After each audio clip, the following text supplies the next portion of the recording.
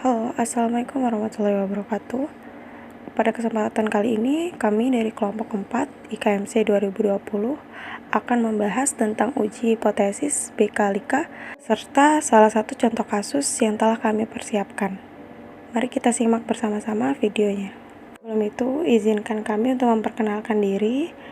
Yang pertama yaitu Dinda Bella Putri, Melin Putri Pratama, Nanda Nur Syifa, Ramatri Novansyah, dan yang terakhir Sekar Intan Maharani. Hipotesis sendiri yaitu adalah asumsi atau pernyataan sebagai jawaban sementara atas pertanyaan penelitian yang harus dijawab secara empiris. Ciri-ciri hipotesis. Hipotesis sendiri memiliki ciri-ciri sebagai berikut. Yang pertama, harus menyatakan hubungan antar variabel. Yang kedua, sesuai fakta. Yang ketiga, berhubungan dengan ilmu dan sesuai dengan perkembangan ilmu pengetahuan. Yang keempat, dapat diuji dengan nalar atau alat-alat statistika. Yang kelima, dinyatakan dengan sederhana dan terbatas, tujuannya agar menghindari kesalahpahaman pengertian. Dan yang keenam terakhir, dapat menerangkan hubungan fakta-fakta dan bisa dikaitkan dengan topik pengujian. Selanjutnya, tujuan hipotesis. Hipotesis sendiri memiliki tujuan sebagai berikut. Yang pertama, memberikan penjelasan sementara tentang gejala. Yang kedua, memudahkan perluasan pengetahuan dalam bidang tertentu. Yang ketiga, memberikan pernyataan hubungan yang dapat diuji. Yang keempat, memberikan arah penelitian. Dan yang kelima, memberikan kerangka untuk laporan penelitian. Kegunaan hipotesis diantaranya yang pertama, memberikan batasan penelitian. Yang kedua, memperkecil jangkauan penelitian agar tidak melebar kemana-mana. Ketiga, membuat penelitian itu tetap pada jalur penelitian, yakni meneliti fakta dan hubungan variabel. Keempat, memfokuskan penelitian. Dan yang terakhir, memandu penelitian dalam pengujian dan penyesuaian antar fakta. Di sini telah disajikan tabel uji hipotesis. Kita akan memfokuskan pada tabel B-Kalika. Sebelumnya, pada tabel ini kan terdapat dua jenis hipotesis, yakni komparatif dan korelatif. Komparatif sendiri itu digunakan untuk mencari hubungan atau perbedaan, sedangkan korelatif digunakan untuk mencari korelasi atau koefisien korelasi atau nilai R. Nah, hipotesis jenis kooperatif itu terbagi lagi nih menjadi dua, yakni yang berpasangan dan yang tidak berpasangan. Untuk tabel kontingensi B-Kalika sendiri, itu termasuk kategori yang tidak berpasangan, yang artinya data itu diambil dari subjek yang berbeda. Untuk masalah skala pengukuran, tabel kontingensi B-Kalika termasuk kategorik. Dengan demikian, tabel B-Kalika dapat diartikan sebagai uji hipotesis yang digunakan untuk hipotesis komparatif kategorik tidak berpasangan. Setelah kita mengetahui konsep B-Kalika berdasarkan tabel uji hipotesis sebelumnya, di sini kita akan membahas konsep uji hipotesis B-Kalika dengan ditinjau dari istilahnya sendiri. Jadi, B itu singkatan dari baris, dan K singkatan dari kolom. Baris atau B itu diletakkan variabel independen atau bebas, dan kolom atau K diletakkan variabel dependen atau terikat. Pada pembahasan kali ini, kelompok kami akan memfokuskan tabel B-Kalika selain 2x2 dan 2x3. Sehingga jumlah baris ada 3 dan kolom ada 3, maka dikatakan sebagai tabel 3x3. Syarat chi-square untuk tabel kontingensi B-Kalika yaitu pertama, jumlah sampel cukup besar atau N lebih dari 40. Yang kedua, pengamatan bersifat independen. Yang ketiga, data kategori atau skala data nominal atau ordinal. Yang keempat, banyaknya nilai expected atau nilai harapan kurang dari 5, tidak melebihi 20% dan tidak ada nilai observasi atau harapan yang bernilai 1. Apabila ada yang bernilai 1, maka dilakukan penggabungan sel. Kelebihan uji hipotesis B-Kalika yaitu 1. Metode komparatif adalah suatu penelitian yang layak dalam hal bila metode eksperimental tidak memungkinkan untuk dilakukan. Yang kedua, penelitian komparatif akan menghasilkan informasi yang bermanfaat. Dan yang terakhir, memperbaiki teknik metode detik dan desain dengan pengontrolan fitur-fitur secara fasial, khususnya dalam beberapa tahun belakang tadi ini lebih layak dipertahankan. Kekurangan uji hipotesis B-Kalika. 1. Tidak adanya kontrol terhadap variabel bebas. 2. kesulitan dalam menentukan faktor penyebab yang relevan yang secara aktual termasuk diantaranya banyak faktor di bawah penelitian. 3. Kesulitan bahwa tidak ada faktor tunggal yang menyebabkan suatu hasil, tapi merupakan kombinasi dan interaksi dari berbagai faktor yang berkaitan di bawah kondisi tertentu untuk menghasilkan hasil yang ditentukan. 4. Suatu fenomena tidak hanya dihasilkan dari berbagai penyebab, tetapi juga dari suatu penyebab dalam suatu kejadian dan dari penyebab lain dari kejadian lain. 5. Apabila hubungan antara dua variabel telah terungkap, maka akan sulit untuk menentukan mana penyebab dan mana akibat. Contoh kasus yang kami ambil yaitu hubungan tingkat pendidikan dengan tekanan darah pada lansia dengan variabel independen yaitu tingkat pendidikan SD, SMP, SMA, variabel dependen yaitu tekanan darah rendah, normal, dan tinggi. Baiklah, untuk lebih lanjut mari kita menyimak video tutorial menggunakan aplikasi SPSS sebagai berikut. Berikut tata cara menggunakan aplikasi SPSS pada uji hipotesis pada baris kali kolom selain 2x2 dan 2x3. Pada kelompok kami mengambil judul hubungan tingkat pendidikan dengan tekanan darah pada lansia dengan tabel kontingensi 3x3.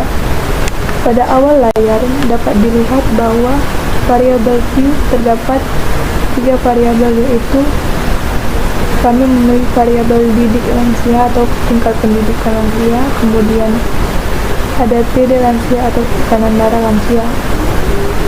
Untuk value didik, yaitu yang pertama ada SD, yang kedua ada SMP, yang ketiga ada SMA.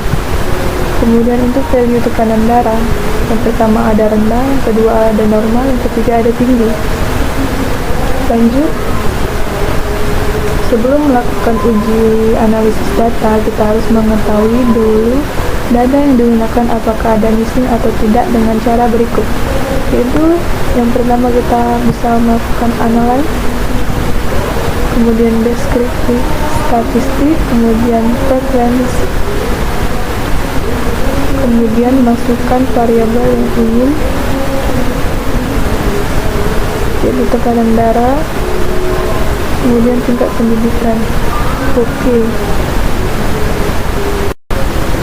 Pada tampilan output sequence ini di statistik tingkat pendidikan dan tekanan darah memiliki nilai 50 dan 0 missing. Jadi bisa diketahui bahwa tidak ada missing pada data yang ada pada tampilan ini. Untuk tabel kontingensi 3x3, tingkat pendidikan dan tekanan darah ini memiliki nilai persen dan valid persen dengan angka yang sama, yaitu tidak ada perbedaan angka dari tingkat pendidikan dan tekanan darah. Dengan ini kita bisa melakukan uji data selanjutnya pada kumulatif persen tingkat pendidikan, yaitu 34,0 ditambah 34,0 menjadi 68,0 ditambah 32,0 menjadi 100. Kemudian kumulatif persen tekanan darah ada 42,0 ditambah 36,0 menjadi 78,0 ditambah 22,0 menjadi 100. Lanjut, selanjutnya kita melakukan uji data. Kita kembali ke variabel Q terlebih dahulu. Baiklah, kemudian kita bisa melakukan analysis lagi, kemudian deskriptif statistik, kemudian kita mengklik cross tab, kemudian masukkan tingkat pendidikan ke row, tekanan darah ke kolom. Untuk statistik, kita bisa mengklik chi-square, kemudian continue.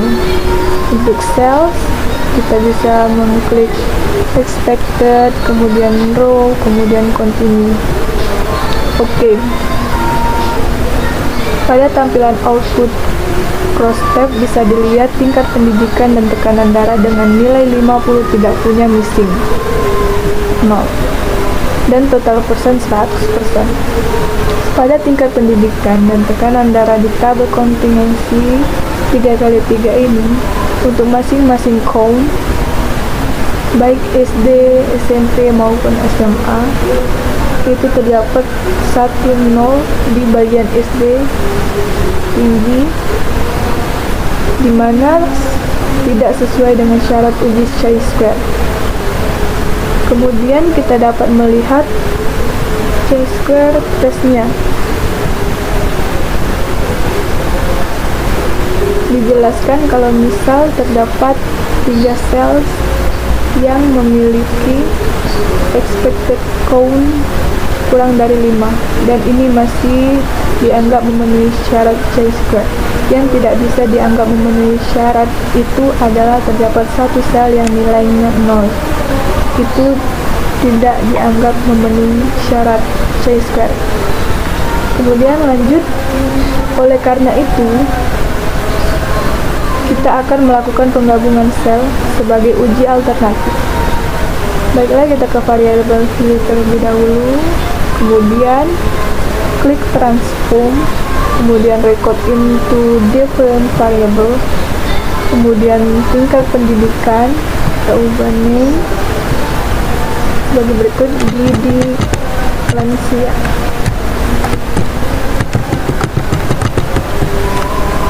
New, kemudian tingkat pendidikan new.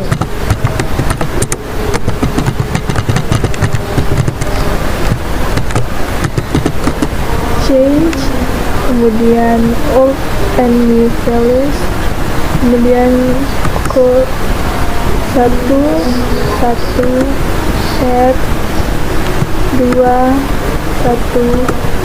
add 3 2 add. Oke, continue.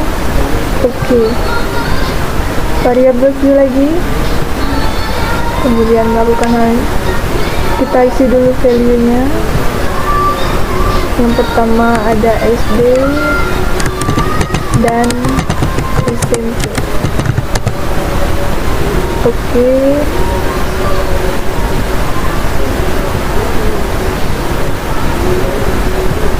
sebentar, kita ini desimalkan dulu, kemudian baru 1 SD dan SMP,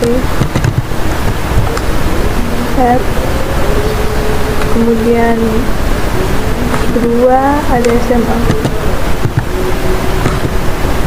Oke.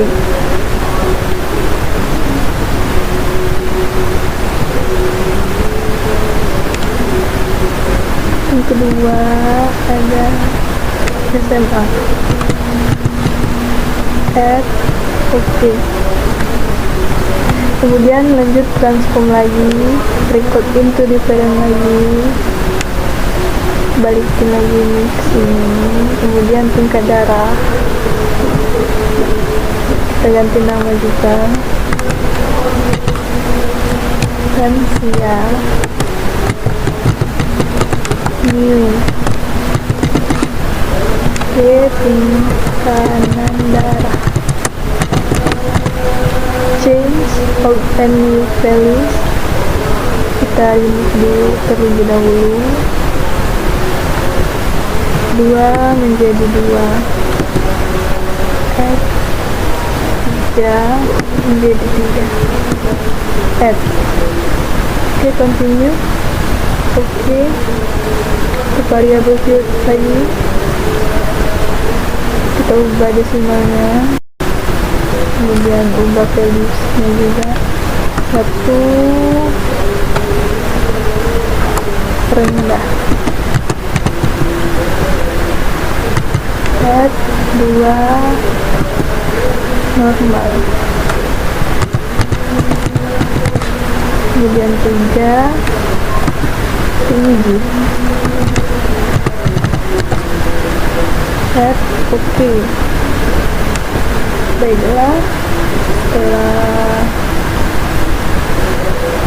dapat variabel baru, maka kita akan uji chi-square 2 kali 3, yaitu dengan melakukan analyze, descriptive statistik, kemudian cross tab, kemudian ubah rows yang lama menjadi yang baru, demikian pun kolom.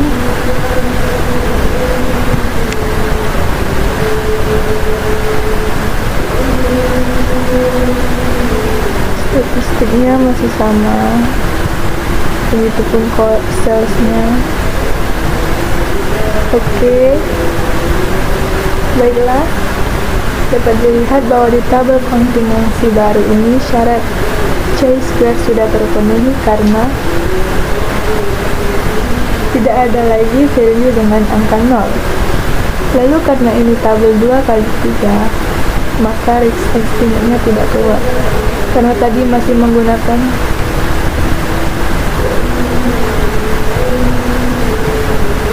selanjutnya.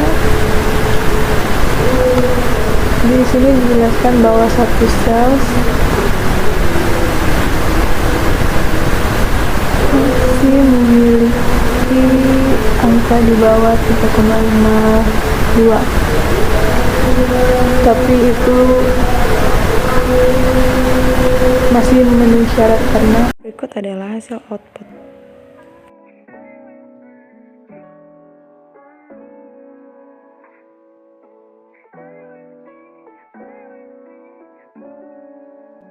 Kami tampilkan juga interpretasinya. Baiklah, sekian yang bisa kami sampaikan dalam video kali ini. Kurang lebihnya kami mohon maaf. Wabillahi taufiq wal hidayah. Wassalamualaikum warahmatullahi wabarakatuh.